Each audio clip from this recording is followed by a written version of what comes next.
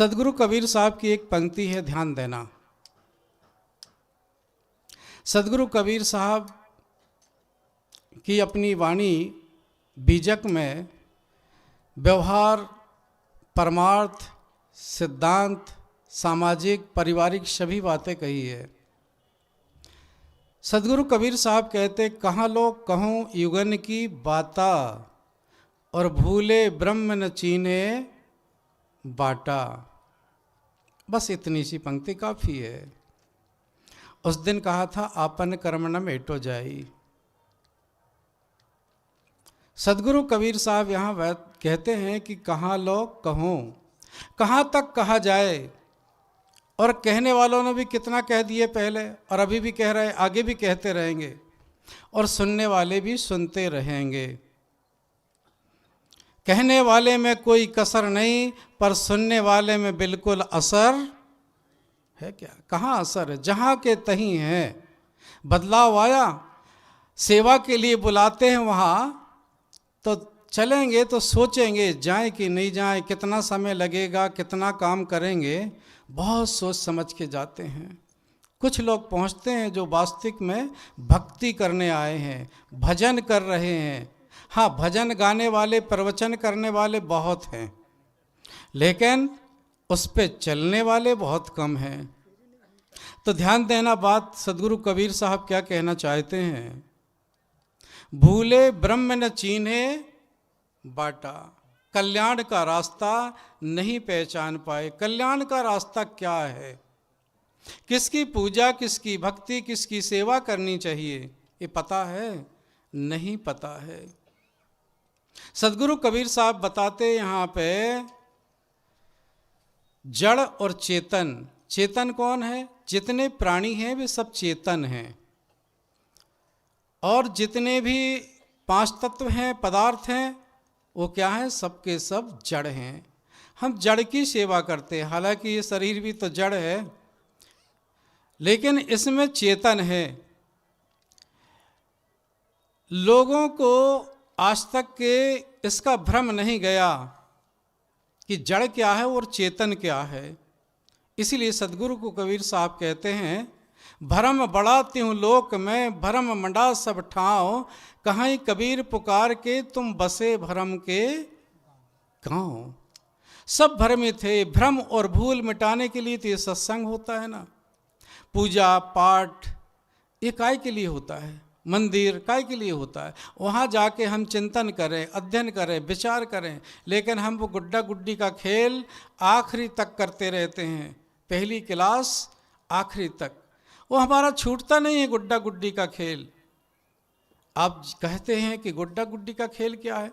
जैसे पहली क्लास के बालक को का माने कबूतर, खा माने खरगोश, A for apple, B for bag, ये पहली क्लास। लेकिन हम आखिरी तक अपनी सीढ़ी नहीं छोड़ना चाहते, मंजिल कैसे पहुंचेंगे?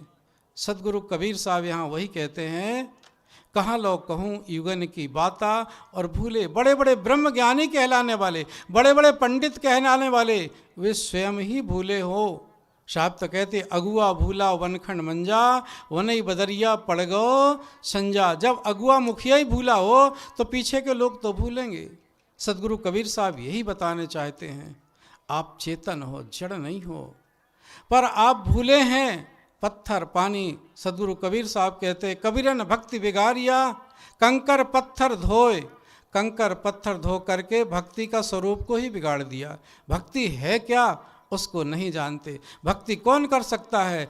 मानव मात्र भक्ति कर सकता। लोग कहते हैं महाराज भजन सेवा पशु भी कर सकते, नहीं कर सकते। कहते भैंस गाय दूध देती है तो वही तो सेवा करती है, नहीं सेवा नहीं करती। हम उसकी सेवा करते हैं, उससे मार के पीट के खिला पिला के दूध ले लेते हैं। सेवा वो नहीं जानती, सेवा मनुष्य जानता है। पर मनुष्य सेवा करने से अपनी भक्ति क्या करते हैं? बस थोड़ा सा दाल चावल, थोड़ा अक्षत पुष्प किसी फोटो पे चढ़ा दिए, किसी मंदिर पे चढ़ा दिए, नदी में डाल दिए, उसको भक्ति भजन समझ लेते हैं। सेवा ही असली भक्ति है, पर उसको हम जानते कहाँ है? आज तक नहीं जानते हैं भक्ति है क्या। सदगुरु कबीर साहब कहते हैं, ये भक्ति का स्वरूप ही बिगाड़ दिया आपने तो। भक्ति को नहीं जानते, इसलिए हम भूले हैं। भूल कितने प्रकार की होती है? भूल 3 प्रकार की होती है, ध्यान देना। सबसे पहली भूल है अपने स्वरूप की भूल, दूसरी भूल है वृत्ति विरोध भूल, और तीसरी भूल है विषया आसक्ति की भूल। ये सब भूल है, इसीलिए हम अपने जीवन में अपने आप को नहीं जान पाते हैं। एक उदाहरण देके मैं अपनी वाणी को विराम करूंगा, क्योंकि हमें अगले प्रवक्ताओं की भी सुनना है। एक बार की बात है, जैसे आप लोग तीर्थ करने आए हैं, ऐसे गांव के 10-20 लोग तीर्थ करने के लिए आए। तीर्थ करने आए तो उसमें से कई लोग तो पीछे छूट गए। बचे थे मात्र कितने लोग? 5 लोग बचे थे, 5 लोग। 5 लोग जब बचे तो वो सोचे कि एक नदी बीच में पड़ी। उन्होंने सोचा कि देखो अभी हम बहुत से छूट गए हैं, पर हम बचे कितने हैं? 5।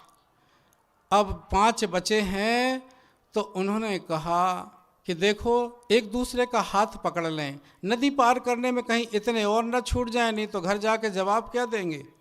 सब ने हाथ पकड़ लिया, हाथ पकड़ के और चले, बाहर जाके बैठे, नदी पार कर लिए।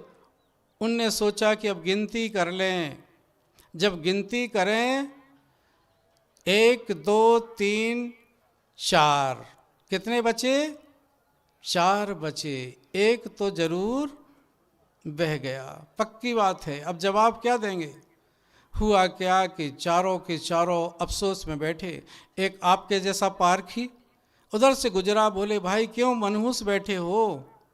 कहा भाई हम लोग 5 लोग बचे थे, और 5 में से जब तीर्थ नदी पार करने लगे तो एक बह गया, हम बचे 4। गिनती गिने 1 2 3 4।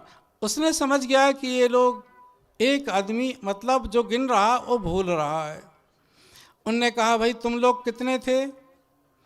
बोले हम लोग 5 थे, बचे कितने? 4। अच्छा, तुम लोग 5 और 1 में कितना हो गया? 6 हो गए ना। अब मैं गिनता हूँ। कहा गिनो, कैसे गिनोगे? उनने गिना 1 2 3 4 5 और मैं 6। तो हम 5 तत्व को याद करते हैं। ये 5 तत्व जड़ का पसारा है ना, क्षितिजल पावक गगन समीरा और पंच रचित अधम शरीरा, इसको याद करते हैं। पर 6वें अपने आप को, चेतन को भूल जाते हैं, स्वयं को भूल जाते हैं। इसको याद नहीं करते हैं कि मैं कौन हूँ। ये बार बार बताया जाता, ले दे के जड़ पूजा में ही हम अपना समय बर्बाद कर देते हैं। चेतन पूजा, सेवा करना, सेवा ही तो पूजा है, पर हम उसको जानते नहीं हैं। इसलिए सदगुरु कबीर साहब कहते हैं, कहाँ लोग कहूँ, कितना कहा जाए। पहले के लोगों ने कितना सुनाया, और अभी भी सुना रहे हैं, आगे भी सुनाते जाते, पर हम सुनते नहीं हैं, ध्यान देते नहीं हैं, और सुन भी लें तो उसको वहीं भूल जाते हैं। इसलिए भूल कैसे मिटेगी? सदगुरु कबीर साहब ने साखी में कहा अंतिम में, भूल मिटे मिले गुरु पारखी। कैसे गुरु मिलेंगे? ऐसे सस्ते गुरु नहीं। गुरुआ तो सस्ते भय कौड़ी अर्थ 50, अपने तन की सुध नहीं शिष्य करण की आस। कान में कहे कुर रुपया पैसा धर, और तर चाहे भलई मर। 3 फूक फूक दिए थारी लोटा पैसा, नाली में ढकेल दिए सुअर बनो चाहे भैंसा। ऐसे गुरु से बचना। भूल मिटे मिले गुरु पारखी, पारख दे लखाई। कहीं कबीर भूल की औसत पारख सबकी। भाई ये भूल मिट जाए तो सबका कल्याण हो जाए। तो सदगुरु कबीर साहब कहते, कल्याण का रास्ता बड़े बड़े ज्ञानी, बड़े बड़े भजन गाने वाले, गायक, प्रवक्ता, इनने भी अपने आप को नहीं जाना, कल्याण का रास्ता नहीं पहचाना। ये सदगुरु कबीर साहब की एक पंक्ति। मेरा समय पूरा हुआ। मैं तो ये भी कहता हूँ, कभी कभी संचालन करता हूँ तो गाड़ी वहीं रोकना चाहिए स्टेशन में। जो स्टेशन में गाड़ी रोके वो खिलाड़ी, और स्टेशन से आगे बढ़ा के रोके वो पूरा अनाड़ी। एक बार जयकारा बोलिए सतगुरुदेव की जय। धन्यवाद।